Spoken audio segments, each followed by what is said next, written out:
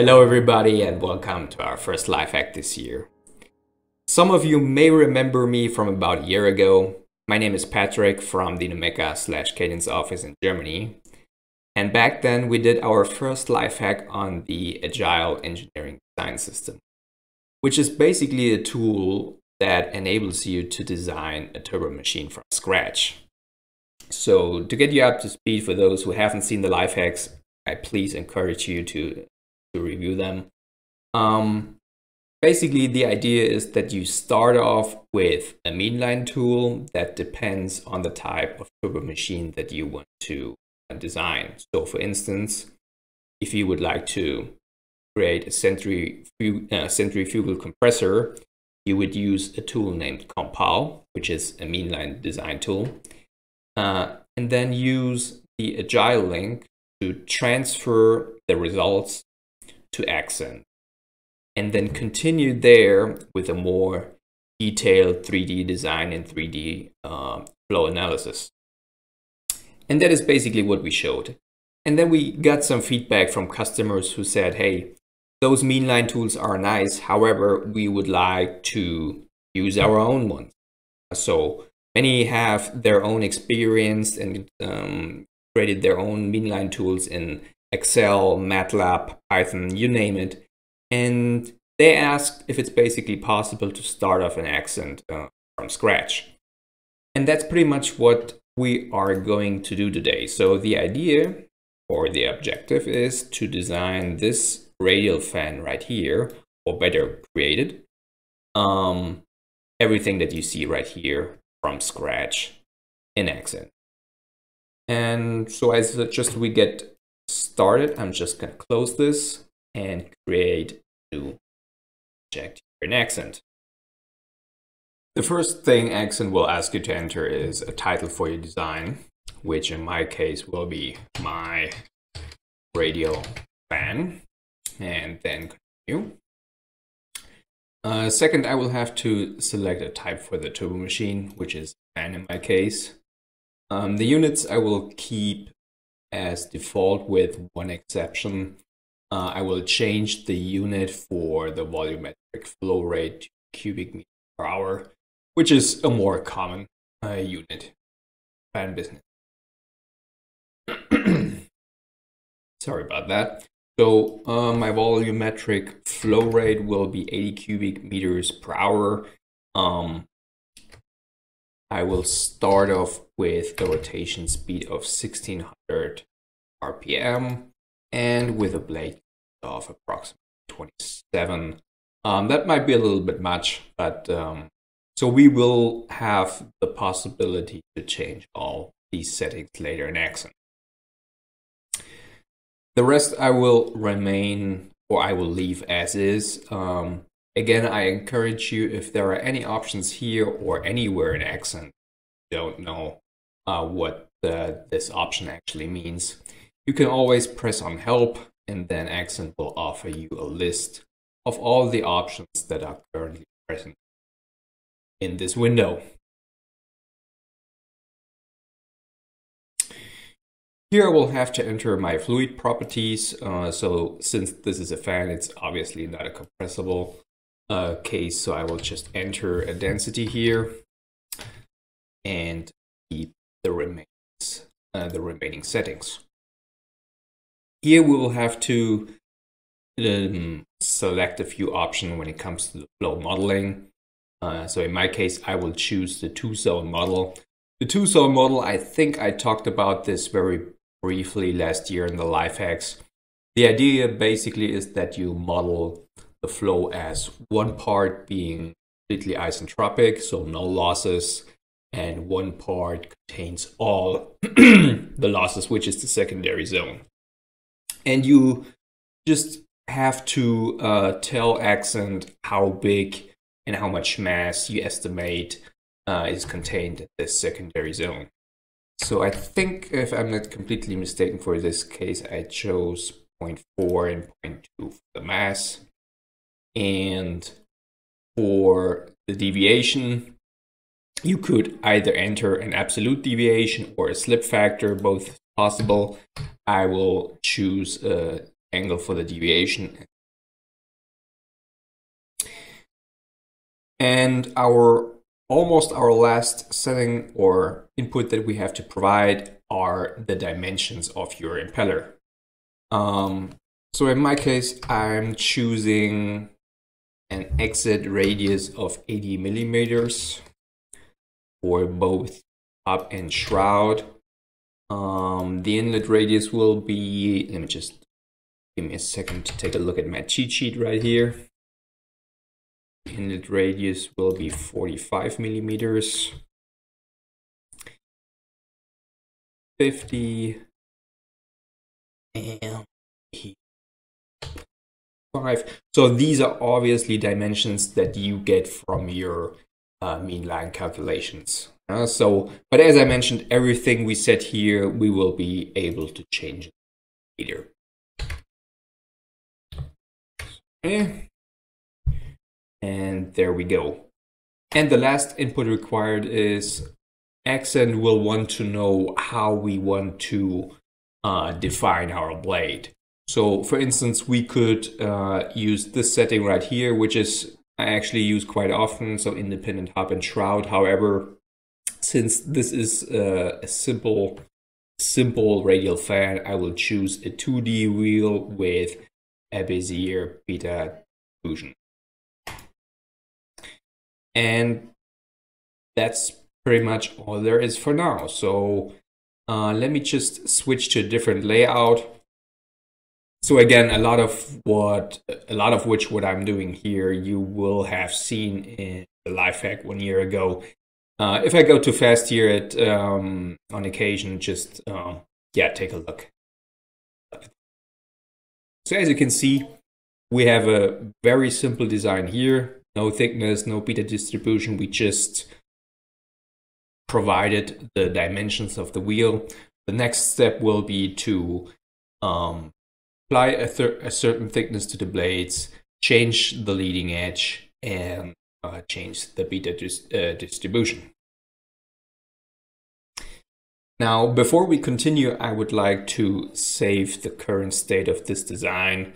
And you can do that by going to Setup, Store Designs, Add Current, and I'm going to call this version 1, and make a little note here, impeller setup. Of course, we're not done yet, but so I will just leave it at that. So the first thing I would like to do here is I would like to increase the thickness. So as you can see, we still have 0 thickness right here. So I will enter this window, press S for shroud. Remember, you can either press S for shroud or H for hub. And then you can either drag and drop these values here directly, or you can use the equal sign and enter the values here. So I will enter a thickness of 0.8 millimeters for both. I'm sorry, I think that didn't go through. Okay. And the same for the shroud.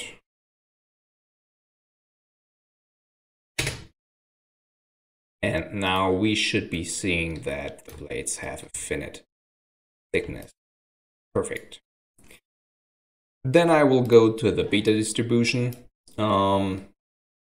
Again, so since we only have a 2D blade here, we can edit the beta distribution either on the hub or the shroud. I will enter here, press H or S, and then the equal sign and enter my beta distribution. So I'm going to choose an inlet blade angle of minus 35, say minus 25 here, and say OK. So obviously we are doing a lot of turning here. That's probably not going to work that great, but the idea here is simply to show you what the procedure would be. So you can just change the angle here and you will get an immediate update on your 3D view. So I just noticed here this impeller will rotate counterclockwise, I would like to change that. For this purpose, I will go to Setup Segments. This is a fairly important window, so I would encourage you to remember this Setup Segments. Here, for instance, for this current segment, I can change the number of blades, the RPM, the rotation speed, and the direction of rotation. Choose clockwise, press OK, and yes, that's exactly what I want. Okay, next we will add additional segments to our row. So right now we just have the impeller. However, we will add a very short diffuser here, followed by a volute, and of course an inflow right here. So we can take this design and either do a streamline curvature, run the streamline curvature solver, or export the design, do a 3D analysis in Omnis, for instance. So in order to add these segments, we will have to go to Setup Segments. So as I mentioned, this is a fairly important window. And you can press Insert Segment at Start, which will create a new segment directly upstream of our impeller. We'll just call this inflow. And I will add a segment downstream by clicking here and say Add Segment. And I will call this segment diffuser. And while we're at it, I will also give a name to the segment containing impeller. So obviously I could enter directly coordinates here, but I simply do not know them, and nor does usually the designer. So I will just let AxCent do its magic and come up with some default values. And now I can change them. So to edit the data in one particular graph, and that is pretty much possible in almost every window here in AxCent. You can usually always right-click and say, for instance, choose segment or choose data. And if you choose data, you usually get a list of all the things you can edit in this window. So in my case, I would like to edit the hub, the shroud, and also the junction points. Then I can simply drag and drop these points the way I see fit. This is obviously not very nice yet. So what I would like is a linear or just a linear curve up to here, and then maybe some bezier curve up to the leading edge of the blade. So to achieve this, I will have to split up this segment. So I jump to this segment by pressing 1 and say Geometry Operations Split Segment, which draws me a preview of the location where this segment will be splitted. I can drag and drop this, and I will just leave it somewhere here and press OK. And now I can take these endpoints and put them fairly somewhere where I think they will be. Right. Now I would like to edit this curve right here. So as you can see, by default, we have a linear curve, and I would like to convert this into a bezier curve. And another nice feature in AxCent is, so I can just select H. So I'm pressing H right now for hub, and I can just add additional points to this curve right here via this plus sign. So I can just enter, for instance, 2 points. And now I have a bezier curve. And I can do the same for the shroud. And do something like that. So obviously that doesn't look very nice yet. We will get to this in a minute. Actually, we can do it right away. So if you have a location between two segments and you would like the slope or the curvature, for instance, be the same from this to this segment, then again, our important window, you can go to Setup, Setup Segments. And now, instead of changing any junction points down here, you can go to Matching and say between the inflow and the impeller, I would like the slope to be matching. Press OK. And now, as soon as you change this point right here, as you can see, the impeller will adapt. Also, if I press here or change the shape up here, then the segment upstream will adapt. So let me just finish this up fairly quickly so we can continue with the volute. Yeah, as you can see, I'm not at my best today. So let's just keep it at that. I think you get the full picture here. So the last point I would like to address is the volute. And to add a volute to your design, you basically have two options. The first one would be to go via Setup Volute Wizard, or you go directly via Setup Outlet Volute, which gives you this property window right here in which you can select the type of volute that you want or need. So in my case, I will go with an asymmetric volute. However, you can add a symmetric design, simple overhang design, whatever you or your application require. So I will select asymmetric, which gives me this additional tab up here,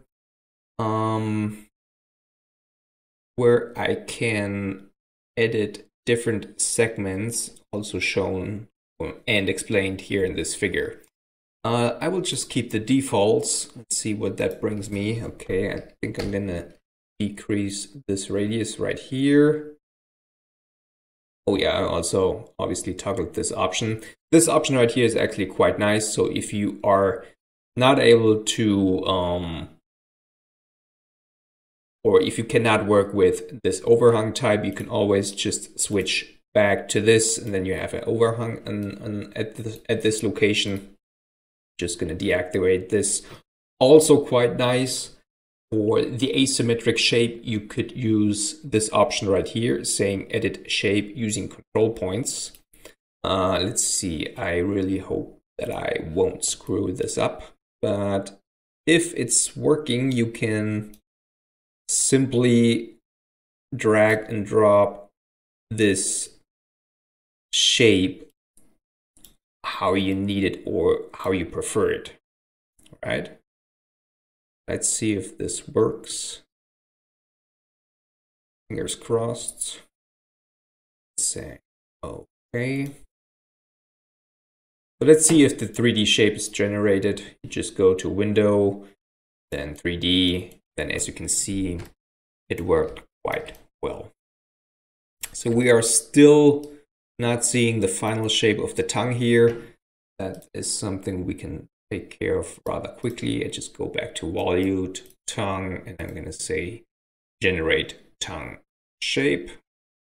Press OK and wait for a few seconds. And now the volute is done. So that's pretty much all I got for today. I hope you guys enjoyed this life hack. If you have further questions or if you want a demo, please feel free to contact our office. And if you would like to see specific topics in future life hacks, also don't hesitate to just shoot us an email. And yeah, that's pretty much it. Bye guys and everybody.